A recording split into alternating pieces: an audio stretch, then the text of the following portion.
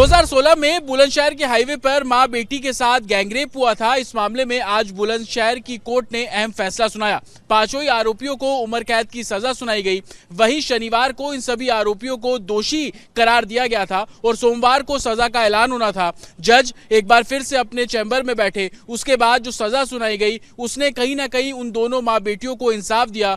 पांचों ही जो दोषी थे उनको उम्र कैद की सजा सुनाई गई। साथ ही 1,81,000 रुपए का जुर्माना भी लगाया गया। ये 1,81,000 हर एक दोषी को देना होगा और ये पैसा आधा आधा माँ बेटी को भी दिया जाएगा। हालांकि मेरे पीछे आप ये बुलंदशहर का कोर्ट देख रहे हैं। इसी की दूसरी मंजिल पर वो पोस्को जो कोर्ट था वहां पर उन पांचों ही दोषियों को आज पेश किया गया। हालांकि कोर्ट में पेश होने से पहले जब ये बोला गया कि आप लोगों को दोषी करार दे दिया गया तो हर कोई ये बोलता रहा कि उसको फंसाया गया, लेकिन कोर्ट ने ये माना कि तमाम सबूत उन पांचों ही दोषियों के खिलाफ थे और उन्हीं सबूतों के आधार पर कोर्ट ने यह फैसला सुनाया कि पांचों ही दोषियों को उम्र कैद की सजा जो है वो सुना दी गई। साथ ही 1,81,000 रुपए का जो जुर्माना है वो भी लगाया गया। आपको बता दें कि 2016 में नोएडा की रहने वाला एक परिवार जो कि बुलंदशहर होता हुआ आगे अपने एक रिश्तेदार के घर जा रहा था, उसी दौरान कुछ लोगों ने लूटपाट के इरादे से उस गाड़ी को रोका जिसमें पीड़ित परिवार बैठा था, जिसमें माँ बेटी और उनके 3 रिश्तेदार और भी थे। उनको खेत के नजदीक ले जाया गया जहां पर लूटपाट तो की गई लेकिन एक नाबालिग बच्ची और उसकी मां के साथ गैंगरेप को भी अंजाम दिया गया। हालांकि इस मामले में पुलिस कार्रवाई पर भी कई सवाल खड़े किए गए, जिसके बाद हाई कोर्ट ने इस पूरे मामले की जो इन्वेस्टिगेशन है वो सीबीआई को सौंप दी थी। सीबीआई ने इस पूरे मामले में चार्जशीट भी दायर की गई। लगातार बुलंदशहर की कोर्ट में सुनवाई जो है वो चलती रही। इसी दौरान शनिवार को पांचों ही आरोपियों को दोषी करार दे दिया गया और सोमवार को सजा सुनाई गई, जिसमें उम्र कैद की सजा पांचों ही दोषियों को दी गई है। आपको बता दें कि इस पूरे मामले में तकरीबन 11 लोगों की गिरफ्तारी की गई थी, जिसमें से 3 जो थे उनको बरी कर दिया गया, लेकिन एक ऐसा था जो कि कोर्ट में सुनवाई के दौरान उसकी बीमारी के कारण मौत हो गई थी। 2 ऐसे थे जिनको एनकाउंटर में ढेर किया गया और बचे 5 जिनको आज सोमवार को जो है कोर्ट ने सजा सुनाई। पांचों को उम्र कैद की सजा सुनाई गई है। साथ ही 1,81,000 रुपए का जो जुर्माना है वो भी हर एक जो दोषी है उसके ऊपर लगाया गया। हालांकि जो उनके पांचों दोषियों के वकील है उनका कहना है कि वो हाई कोर्ट मूव करेंगे, लेकिन इस पूरे मामले में पीड़ित परिवार की तरफ से जो नाबालिग लड़की के पिता है वो कोर्ट में मौजूद रहे।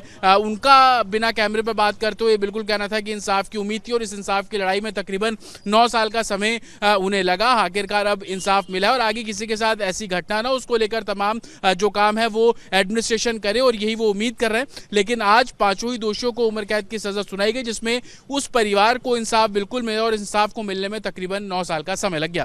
देखिए, फैसला तो बिल्कुल लीगल नहीं है और जो भी साक्ष्य आया है वो इतना कमजोर साक्ष्य है, एविडेंस इतनी कमजोर है, चाहे तो मेडिकली हो चाहे कैसे भी, चाहे ऑरल एविडेंस है, वो टू वीक है मतलब, और that can not be the base of the conviction.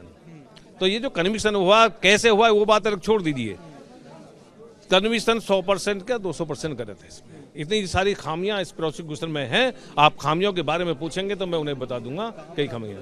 मुझे ये लग रही है कि देखिए, जुबेर, सलीम और जावेद, साजिद, ये घटना के 8 या 10 दिन बाद पकड़े हुए बताए गए। ये पकड़े गए किठौर के पास से। किठौर में उनकी बहन है, बहन का जो राशिद से उनका मुकदमा चल रहा था, उनकी बहन छोड़ रखी थी, और उसका बहन का जो जेठ खालिद है वो मुखबिर पुलिस का। उन्होंने क्या किया, पुलिस ने उनसे कांटेक्ट करके, उनको पता थी मुखबिर पुलिस का, उन्होंने क्या किया, इन मुजरिमों को अपने यहाँ बुलवा लिया फैसले करने के लिए। ये भी गए और इनकी बहन भी गई, इनकी माँ भी गई। वहाँ पुलिस पहले से बैठा रखी थी, वहीं पकड़ ली। फिर उसके बाद वहीं से उसके खालिद के जेवर से ही, उसी खालिद के मतलब डेरों से ज्वेलरी बरामद कराई थी। पीड़िता ने मना कर दी, हमारी ज्वेलरी है ही नहीं, ज्वेलरी क्यों नहीं पहचानी पीड़िताओं की, मना कर दी। तो उसका ठोस प्रमाण हमने दिया है, उसमें हमने एविडेंस डिफेंस से दी है कि राशिद को बहन भी आई थी, खालिद मुखबिर है, उसका जेठ है, किठौर से पकड़ गए, किठौर से पकड़े हुए दिखाए इन्होंने, अरेस्ट भी यहीं से दिखाए दूसरे जिले से। तो उनके कन्फेशन में 7 आदमियों का नाम आया, सलीम, जावेद, साजिद और जुबेर, और 4 आदमी और मरसिंह वगैरह या और थे। पुलिस ने उसी कन्फेशन में 4 आदमियों को निकाल दिया, यानी उसी कन्फेशन में, उन्हीं बयानों में इन तीनों को कैसे रख दिया और तीनों को उनको क्यों निकाल दिया, यानी जो अरेस्ट थे वो तो मतलब रख लिए, क्योंकि बाकी तो हाथ आए ना आए, पुलिस की कब तक किरकिरी होती रहे, कब तक क्या होता रहे, तो इस वजह से छोड़ा, उन्होंने 3 पकड़ लिए। अब इनके कन्फेशन में सुनील, नरेश और धर्मवीर, इनका कहीं नाम उनके कन्फेशन में नहीं आया। जो पहले कन्फेशन कर रहे हैं कि हमारे साथ नरेश, जुबेर, ये थी नरेश और सुनील वगैरह थे, कहीं कोई नाम नहीं आया। और सीबीआई ने पुलिस चार्जशीट सबमिट कर दी, और सबमिट जब चार्जशीट की थे उसमें ये बताया कि ये सलीम और जुबेर ने रेप किया है। ये चार्जशीट सबमिट कर दी सीबीआई ने। उसके बाद में हुआ क्या कि जब उनका डीएनए टेस्ट कराया गया तो सलीम का जुबेर का कोई भी डीएनए मैच नहीं किया। तो जो वकील कह रहे हैं कि डीएनए सबसे बड़ा एविडेंस था, तो वो डीएनए किसका है? हाँ, मैं उसी को बता रहा हूँ। अरे जब आप प्रोसिक्यूशन ये कह रहा है कि सलीम ने और जुबेर ने रेप किया है, ये चार्जशीट भी सबमिट कर दी सीबीआई ने, तो मैच तो उन्हीं का करेगा ना। उनका नील कैसे हो गया भाई? उन्हीं का आना चाहिए था। यदि उनका नील हो गया तो ये तो लैक ऑफ द प्रोसिक्यूशन है।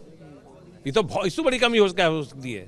नेक्स्ट, जब वो नरेश, धर्मवीर 1.5 या 2 साल बाद अब लाइट में आए हैं, क्योंकि इन्होंने तो उनका नाम ही नहीं लिया। वो कहते हैं कि 5 आदमियों ने रेप किया, उन पर हमने ये घटना 5 आदमियों ने की। ये कह रहे हैं ये घटना हमने 7 आदमियों ने की है, ऐसे ऐसे की है। वो कह रहे हैं ये घटना हमने 5 ने की है और ऐसे ऐसे की है। तो घटना इन्होंने की है, इन्होंने की है। कुल आदमी बताए, मुलजिम बताते 5 या 6, वो पीड़िता और गवाह बताए 5-6 थे। 7 ये हो गए, 5 ये हो गए, तो 12 हो गए। 12 कैसे हो गए मुलजिम? उनमें क्या क्या 2 मुलजिम उसमें जो अरेस्ट हुए वो तो मुलजिम बना लिए। जो अरेस्ट नहीं हो पाए, अजय और बबलू, मतलब अजय काली और बबलू, उनको छोड़ दिया। उनका अजय का उनका एनकाउंटर कर दिया, एक का, दोनों का। शुरुआत जब 2016 में इसकी हुई थी तो पुलिस को जो कार्रवाई करनी चाहिए थी वो नहीं हुई। दबाव में गलत लोगों को पहले पिक किया गया, इस तरीके का भी। देखिए, मैं तो पहले ये नहीं कहता, इनके अलावा जो पहले लोग पकड़े गए वो सही थे गलत थे, मैं तो उनके बारे में कोई टीका टिप्पणी नहीं कर रहा, कैसे थे कैसे नहीं थे। लेकिन मैं 100% ये कह सकता हूँ, ये इस केस में नहीं है। मुझे दुख है इस बात का, यदि ये इस तरह घटना हुई है तो बहुत ज़्यादा गलत है। ज़्यादा नहीं, बहुत ज़्यादा गलत घटना हुई है। मैं उसका पक्षधर हूँ कि गलत हुई है, ऐसा नहीं होना चाहिए और उनको सजा भी मिलनी चाहिए अच्छी।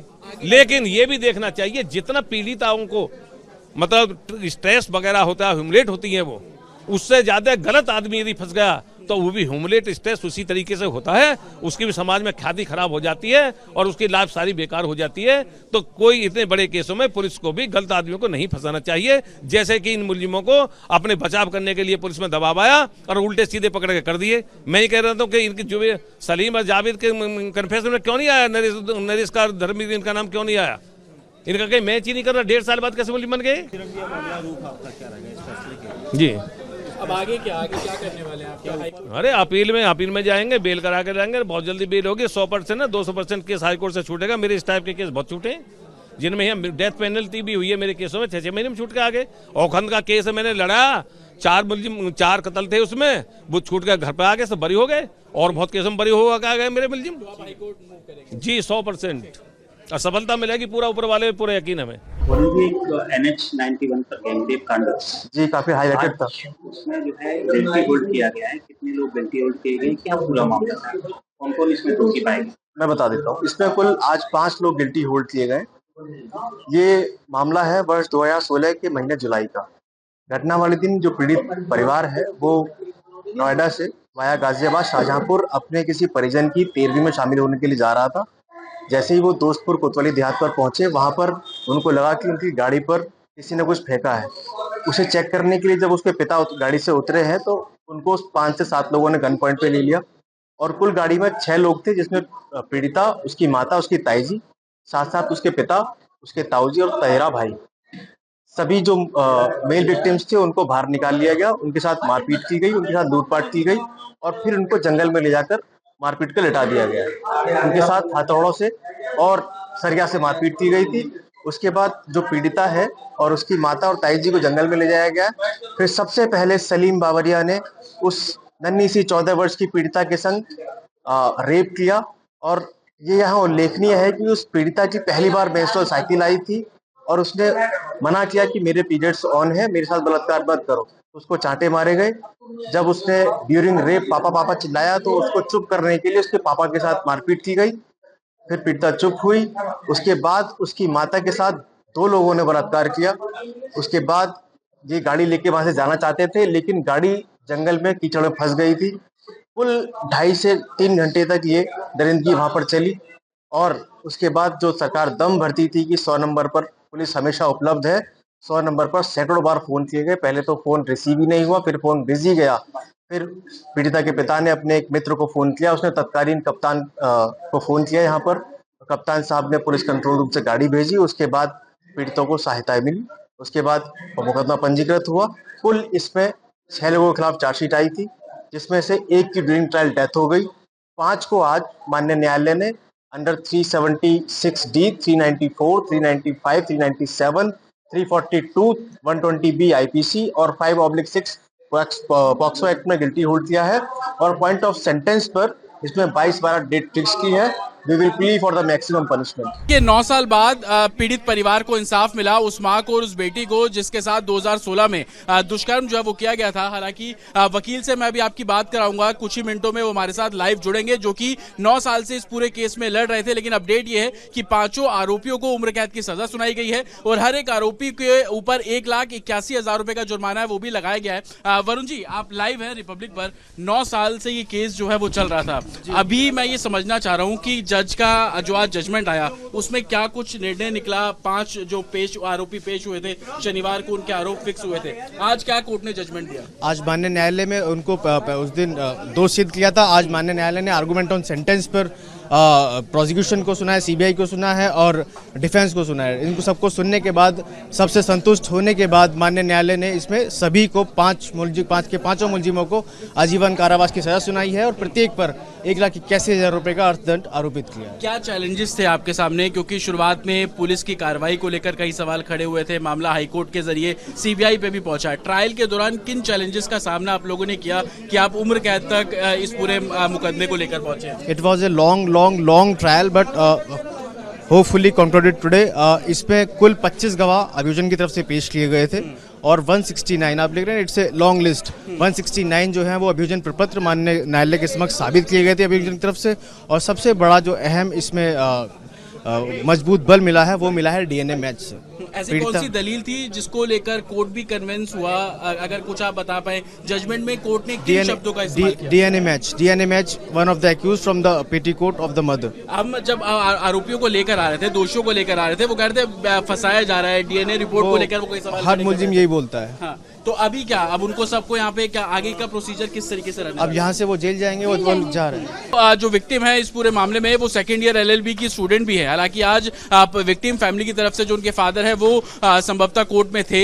एक अच्छी खबर उनके लिहाज से भी, क्योंकि 9 साल तकरीबन 5 महीने का वो समय था जब 2016 में ये पूरा इंसिडेंट जो है वो हुआ था। लेकिन इसमें बड़ा अपडेट ये कि उम्र कैद की जो सजा है वो 5 ही आरोपियों को कोर्ट के द्वारा दी गई है। दूसरी बड़ी बात, 1,81,000 रुपए का जो जुर्माना है प्रत्येक आरोपी पे लगाया गया और उस पैसे को भी विक्टिम और जो उनकी माताजी है उनको वो पैसा जो आधा दिया जाएगा, पीड़िता को दिया जाएगा और पीड़िता की माताजी को दिया जाएगा आधा। तो 9 साल लंबी लड़ाई जो है वो आज बुलंदशहर के कोर्ट में पूरी हुई है। अगर मैं आपको तस्वीरें भी यहाँ पे दिखा दूं तो सामने आप कोर्ट नंबर देख रहे हैं। इसी कोर्ट के अंदर जो तमाम सुनवाई फास्ट ट्रैक तौर पर भी चल रही थी और जिस तरीके से इन्वेस्टिगेशन को लेकर तमाम सर सीबीआई की तरफ से सीबीआई की तरफ से जो लॉयर है वो भी अभी यहाँ पर कह रहे हैं सीबीआई अपनी तरफ से स्टेटमेंट जो है वो जारी करेगी। लेकिन सीबीआई ने इस पूरे मामले को इन्वेस्टिगेट किया। हालांकि ये भी जानकारी मिल रही थी कि हाई कोर्ट ने इस पूरे मामले में डायरेक्शंस दी थी सीबीआई को इन्वेस्टिगेट करने के लिए और सीबीआई की तरफ से जो वकील है वो भी यहाँ पर पेश हुए।